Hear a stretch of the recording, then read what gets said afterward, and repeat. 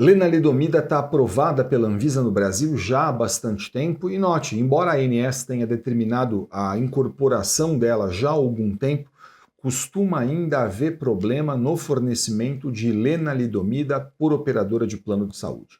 E por quê? Porque veja, a ANS, embora ela tenha incorporado a lenalidomida, ela estabeleceu algumas condições para que um paciente possa ter acesso a esse tratamento. E que condições são essas? O que diz a lei a respeito de lenalidomida?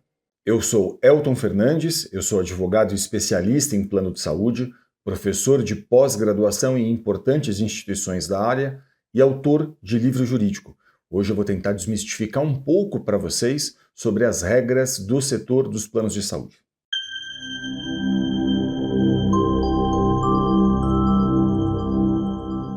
Olha, como esse é um medicamento oncológico para uso oral dos pacientes, esse medicamento a ANS entende que ela tem que incorporar e ela incorporou então esse medicamento, mas a gente vai ver para quais situações ela determinou a cobertura desse medicamento. Vamos lá.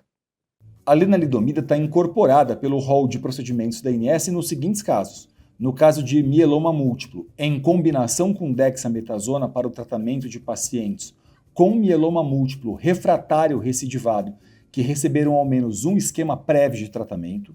No caso de mieloma múltiplo em monoterapia, para o tratamento de manutenção de pacientes com mieloma múltiplo recém-diagnosticado que foram submetidos a transplante autólogo de célula-tronco.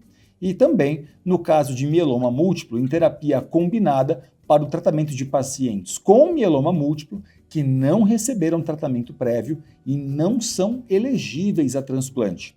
Ainda, a lenalidomida deve ser fornecida para pacientes com síndrome mielodisplásica, no caso de tratamento de pacientes com anemia dependente de transfusões decorrente de síndrome mielodisplásica de baixo grau ou intermediário 1, associada à anormalidade citogenética da deleção 5q, com ou sem anormalidades citogenéticas adicionais. Por fim, em 1 de 8 de 2024, a ANS incorporou lenalidomida também para o tratamento de linfoma folicular em combinação com rituximab para tratamentos de pacientes com linfoma folicular previamente tratados. Olha, essa então é a regra da ANS, a Agência Nacional de Saúde Suplementar. Essa regra está definida dentro do que a gente chama de Resolução Normativa número 465 de 2021. O que faz a ANS? Ela incorporou esse medicamento, como a gente viu, para essas específicas situações, de forma que, se o caso está em acordo com essas situações especificamente, a operadora de plano de saúde, segundo o entendimento da ANS, está obrigada a fazer a autorização. Qual que é o prazo para que a operadora de saúde faça a autorização disso? O prazo é de 10 dias. 10 dias úteis é o prazo que a operadora de saúde deve levar para fazer com que esse medicamento chegue até a casa do paciente, chegue até a casa daquela pessoa que vai fazer a utilização. De forma que, se o caso está em acordo com esta regra da ANS especificamente, se a operadora de saúde recusar, o que seria adequado e ideal seria você fazer uma reclamação dentro da própria ANS. Por quê? Porque a ANS fiscaliza as regras que ela editou. E aí, claro, se está em acordo com a regra dela, ela vai ter que fazer a fiscalização disso. Isso pode levar tempo, claro, mas você tem esse direito, essa prerrogativa de fazer isso.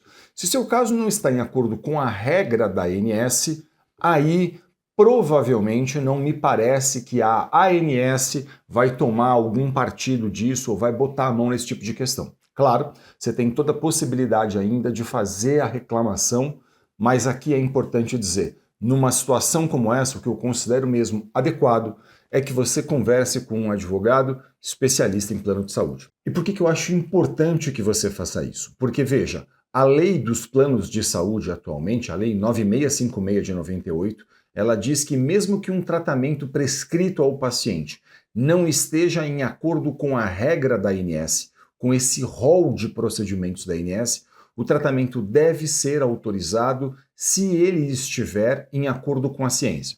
Então veja o que acontece muitas vezes. o médico participa de congressos, ele lê publicações científicas, ele pode olhar, por exemplo, porque outras agências de renome internacional, como a FDA, a Europa, por exemplo, fazem ali a indicação de estudos que corroboram a indicação técnica dele. Olha, esse medicamento serve para os casos tais. E aí, claro, esse profissional preocupado com o paciente, ele quer fazer uma prescrição que está em acordo com a ciência, mas que não está em acordo com a regra da ANS que a gente viu anteriormente. E aí, o plano de saúde recusa o fornecimento disso, porque as operadoras de planos de saúde ainda entendem, majoritariamente, que elas só devem custear aquilo que está dentro dessa regra da ANS que a gente leu. Então existe um descompasso entre o rol da ANS, muitas vezes, e a ciência.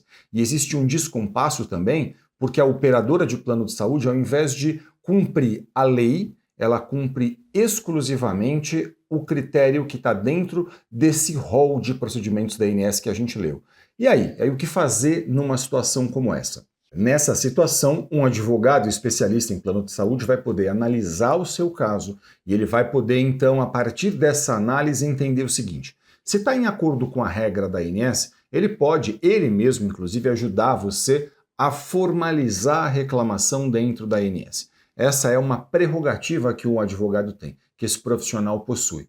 E aí, claro, se não estiver em acordo com a regra da ANS, ele vai ter que entender o caso, analisar se é, por exemplo, a situação de mover eventualmente uma ação judicial contra esse plano de saúde, a fim de buscar no Poder Judiciário a cobertura desse tipo de tratamento. Okay? Então, essa é uma possibilidade que o advogado possui. E claro, você deve estar perguntando, mas será que se eu tiver, por exemplo, que mover uma ação, como é que isso funciona, né? Como é que seria isso na prática? Isso não vai levar muito tempo? Deixa eu explicar um pouquinho para vocês essa questão. Olha, a ação judicial é um procedimento. Esse procedimento, por exemplo, ele pode ser feito com um pedido de liminar. O que é um pedido de liminar, né? Um pedido de liminar é um requerimento que você faz a um juiz pedindo que ele determine desde logo, desde o começo do processo, o fornecimento do tratamento que aquela pessoa precisa. Então, por exemplo, se você demonstra para um juiz que existe um direito e uma urgência, o que o juiz pode fazer? Ele pode determinar desde logo o fornecimento daquilo que você está fazendo o pedido. Então, ele olha para o caso, ele sabe que um processo vai ser longo, e bem porque o juiz sabe que um processo vai ser longo, muitas vezes ele vai poder dizer o quê? Olha, estou entendendo que nesse caso, esse beneficiário aqui ele não pode esperar o final do processo para poder usufruir desse direito.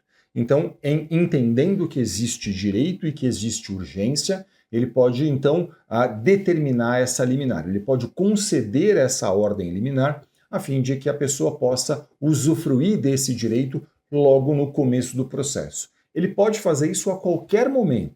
A qualquer momento da ação judicial, mas é mais comum, por exemplo, que haja essa análise desde logo, desde o começo, a fim de que, demonstrando que existe direito, demonstrando que existe urgência, que seu caso está em acordo com a lei, que o relatório médico faz a indicação clara de que há uma urgência, de que o caso está em acordo com a ciência, por exemplo, ele possa, então, fazer a determinação disso. E note, esse processo hoje, em todo o Brasil, é inteiramente eletrônico. Então, assim, do Oiapoque ao Chuí, não importa onde você esteja, um processo judicial é inteiramente eletrônico. Imagina que você mora na cidade de São Paulo e você vai conversar com um advogado de São Paulo. Esse profissional vai mover uma ação judicial eletrônica. Hoje existem até audiências que são feitas de forma eletrônica, embora nesses processos especificamente que envolvem plano de saúde, é incomum que haja a necessidade de uma audiência. Pode haver a necessidade de outras questões, outras provas dentro do processo, mas audiência, participação de audiência, não. Em geral, isso não é feito, mas, claro, é sempre muito importante que você converse com um profissional especialista em plano de saúde, a fim de que esse profissional possa analisar as particularidades do seu caso, entender se cabe ou não, qual o caminho vai percorrer, se entender que cabe, e esse profissional vai poder orientar você em acordo com as especificidades do seu caso. Você vai poder dizer para mim eventualmente, mas eu não conheço ninguém que seja especialista nisso. Veja, deixa eu falar uma coisa para vocês. Hoje, essa consulta com o seu advogado pode ser feita até de forma online. E eu tenho muito orgulho de dizer para vocês que em todo o Brasil, nas pós-graduações em que eu leciono, a gente forma profissionais cada vez mais capacitados, especialistas nisso, capazes de olhar profissionalmente para uma questão como essa, capazes de fazer uma análise cuidadosa de um caso, a fim de poder entender quais são as possibilidades que a gente tem, quais são os caminhos que vão ser percorridos. Então, se você não conhece um profissional aí da sua cidade, por exemplo, você pode buscar isso pela internet, fazer isso online com um profissional, não tem problema nenhum, até porque, como eu mencionei para vocês, um processo que eventualmente tenha que ser movido um processo, essa ação será eletrônica, tudo correrá eletronicamente. Então, não importa se você está numa cidade e seu advogado está na outra cidade, se você está num estado e seu advogado está muito distante de você, porque tudo isso pode ser feito hoje de forma online,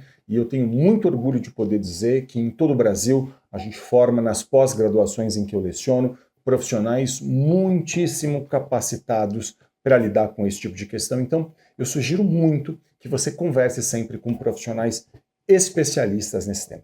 Eu espero que esse vídeo tenha sido útil a você. Muito obrigado pela sua audiência. Se ficou qualquer dúvida, deixe um comentário aqui no canal. Para a gente é sempre um grande prazer poder ajudar, interagir, tirar dúvidas e, claro, não deixe de acompanhar a gente nas redes sociais. Muito sucesso para você e saúde. Até o próximo vídeo.